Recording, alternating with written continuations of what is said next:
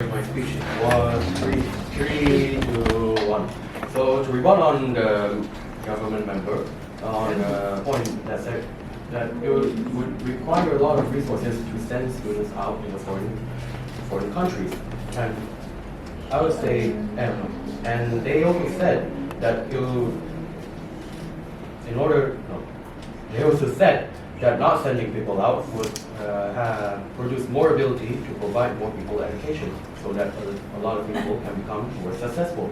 I would say that this is not relevant because in order to build a more advanced country, one must sacrifice a thing or two in order to achieve success that is highly beneficial for their own country. And for the second rebuttal, and they said that some of the students would not come back to their own country in order to help build a more advanced country. I would say this is irrelevant because they will still come back with more knowledge that can help the status quo in their country, because knowledge outweighs the people that are needed. I'm done with my rebuttals. Now moving on to my arguments. Firstly, one must understand why Gulf is raising such policy. Their world could be in a regressing populated state or in a financial crisis that threatens their state. And they would obviously want the younger people to stay and develop their country. Wow. And by this, Gulf would then provide scholarships to universities in their own country to the students. What Gulf does not understand is that there are some subjects that are different than the one they teach in their own country. And just because of this, the students will be more obliged to increase their knowledge and go to foreign universities and learn from the teachers and scholars that are in a way more advanced than the teachers in their own country. And it would increase their understanding towards a certain subject than the ones they are teaching in their own country. This could allow the student to excel at whatever subject that they are interested in. And what the Gulf did not take into account is that the students there deserve to have freedom of choice instead of keeping them in their own state. Now, reaching to my second claim is that since the LO and the DLO stated points about tax and so on, now I will move on to a more important point, which is following the first argument, the Gulf would want the students to stay due to the regressing population and economic crisis.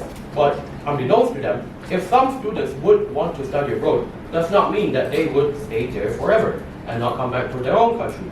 And the Gulf is being really paranoid, or they just want to follow the safest way to increase the country's population or produce more leaders.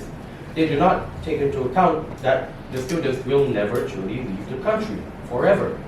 And this policy proves to be not relevant, and some students will still return nonetheless.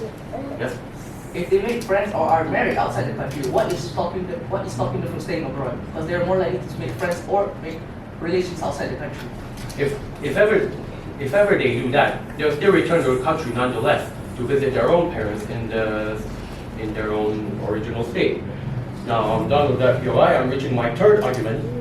What if the policy is being put into place? We must answer this question because if ever should the policy is put into place, they will still produce dissatisfied students that want to further their studies. And this most likely to cause a riot of some sort by the students to protest against that policy. And this could lead to a short-term economic regression, which is not worth it in any sort of case. Sooner or later, the Gulf would still need to abolish that said policy just to make amends with the majority. And nothing would really change, leading to a useless policy. Gulf did not consider the needs of a student that resides in their own country. Now reaching the fourth point, Gulf must understand that there will still be students that want to increase their knowledge by studying abroad. And they would be obliged to allow them by providing scholarship to another foreign country. This way, they have fulfilled the needs of students that are bound to be the future image of their country.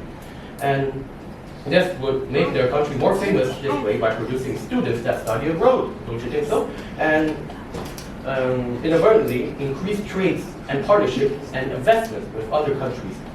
And this will lead to a more civilized and more advanced state.